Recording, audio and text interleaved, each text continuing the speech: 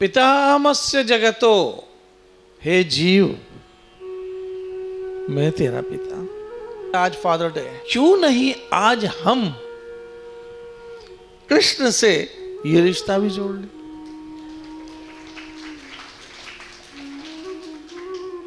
इसकी वजह है, आओ चलो थोड़ा सुनते हैं, आओ समझे कि द्रौपदी को भरी सभा में लाया, सारे रिश्तेदार थे कौन कौन था? पितामह परिवार के। अब बता रहा हूं कि हमारा बड़ा कौन होता है, यह समझाना चाहता हूं। थे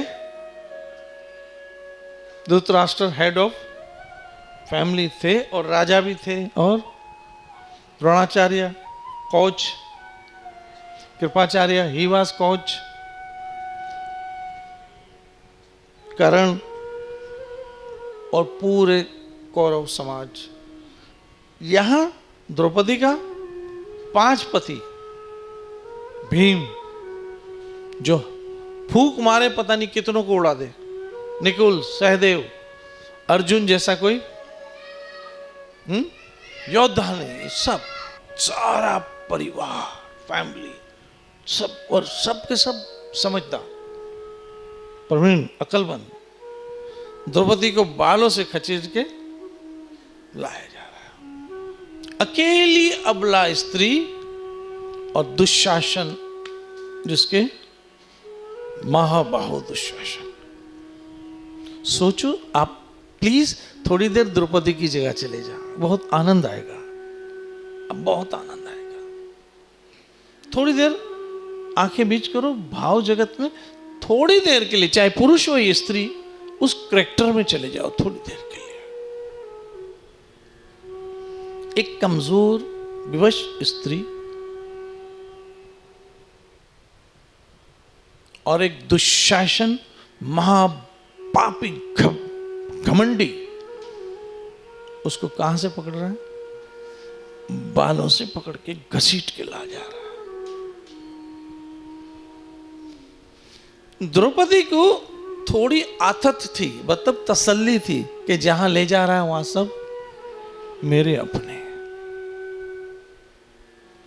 सब मेरे अपने हैं। इसलिए द्रौपदी ने कहा कि थोड़ी देर के लिए मेरे बाल पकड़े हैं, जब वो लोग देखेंगे तो अभी इसके हाथ तोड़ देंगे। जब भरी सभा में द्रौपदी को लेके गए तो वहां का तो माहौल ही अलग था। सबके सर हैं झुके हुए थे। तब द्रौपदी ने सबसे पहले कहा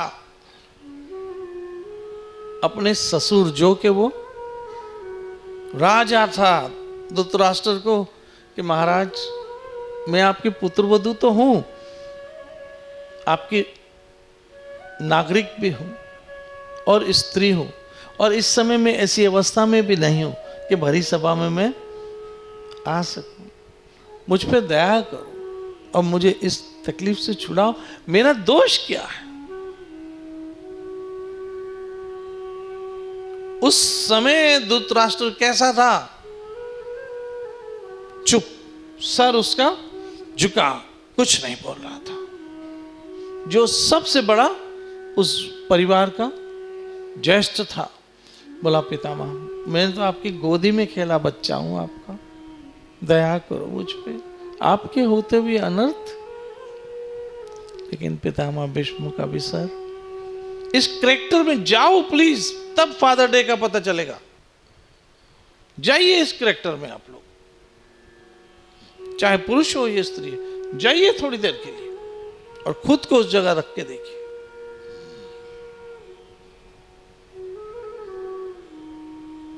रखिए उस जगह पे खुद को। कोई रिस्पॉन्स नहीं आया। तब कृपाचार्य, द्रोणाचार्य, कुछ नहीं। तब अपने पतियों की तरफ देखा। पता था कि भीम अकेला ही सबको, अकेला काफी है। सर झुका हुआ था। अर्जुन महाधनुर्धारी, सर से मुकुट ही उछला हुआ था, 5 युग। तब द्रौपदी ने एक बहुत बड़ी आह लिया, यहां तो मेरा, और जो है वो सब के सब मजबूर है। मैं आपसे भी कहता हूं कि जिन जिन लोगों पे आप उछलते हो, याद रखना टाइम जब आएगा ना तो कोई ना कोई मजबूरी बता के अपना पल्ला छुड़वा लेंगे और अकेला आपको छोड़ देंगे। देख लेना, जो जो कहते हैं ना, अबे चिंता क्या करना है, मैं बैठा हूं ना, छो जो डप जो चो असा बिठाए हूं। सही कह रहे हो, तुम सही कह रहे हो, तुम झूठ नहीं कह रहे हो। तुम कह रहे हो ना कि हम बैठे हैं, तकलीफ आई तब भी तुम बैठे ही रहोगे। खड़ा तो मेरा एक घर ही है, तुम बैठे रहोगे। कह रहे हो ना कि तू चिंता क्यों करता है, हम बैठे हैं, तकलीफ आई तब भी तुम बैठे ही रहोगे। याद रखना, पराई आग में अपने हाथ जलाने वाला कोई नहीं। तब द्रौपदी के वस्त्र हरण होना दुशासन ने, क्योंकि दुर्योधन कह रहा है क्या सोच रहे हो, तुम कायर हो चुके हो, उतारो इसके कपड़े और बिठा दो इसको मेरी जंगा पे। ओहो, यानी इज्जत तार तार तार की जा रही थी कि उतारो इसके वस्त्र और बिठा दो इसको मेरी जंगा पे बिठा दो। इस कैरेक्टर में जाइए थोड़ी देर के लिए। इज्जत की मट्टी पलीत करना चाह रहा था दुशासन और दुर्योधन दोनों। अवस्त्र करके तमाशा करना चाह रहा था एक पवित्र स्त्री का। उस कैरेक्टर में आप जाओ। तब द्रौपदी ने कहा क्या करूं, ये तो सब रिश्तेदार तो हम थे जिनके सहारे वो हुए ना हमारे। मुझे तो ऐसा था कि ये अभी ये कर देगा, वो कर देगा, वो कर देगा, लेकिन किसी ने भी कुछ नहीं किया और मुझे अकेला छोड़ दिया।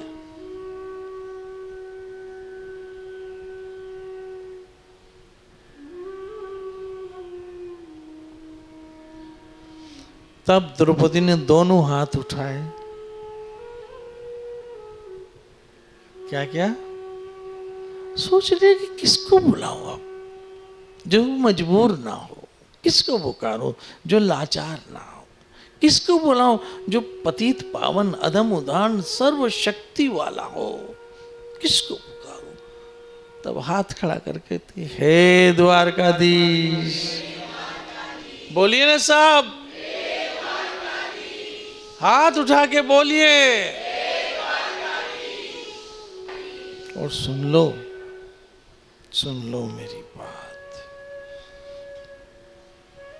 जिनके हाथ नहीं उठे हैं, मतलब लगता है उनके पास द्वारकाधीश से भी कोई ज्यादा शक्ति वाला है, ऐसा मुझे लगता है।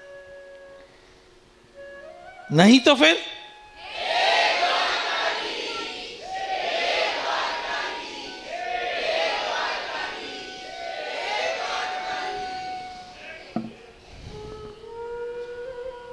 द्वारकाधीश। हुआ क्या, विदिन माइक्रोसेकंड कौन आया, द्वारकाधीश।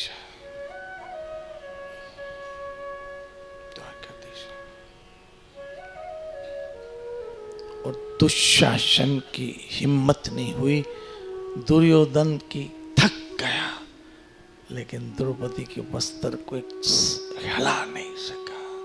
ये है आपका असली पिता।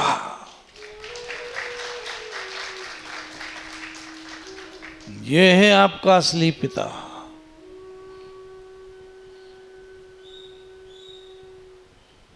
और यदि आपको फादर डे चाहिए तो आप अपने इस पिता के साथ बनाइए, जो आपको कभी अकेला नहीं होने देगा। समय पे सब जब चले जाएंगे तब वो आके खड़ा होगा। जब आपके पास कुछ नहीं बचेगा तब वो देने वाला बनेगा। जय द्वारकाधीश।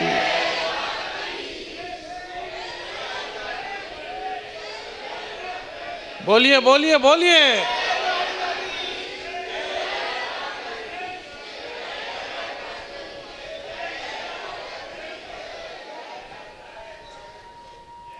जय द्वारकाधीश।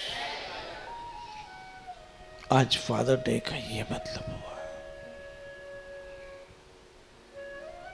ये है आज फादर डे का मतलब कि कोई तो है जो हमारे सर पे हाथ रखने वाला।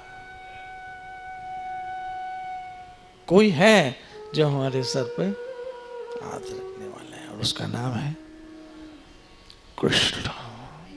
उसका नाम है कृष्ण। उसका नाम है कृष्ण।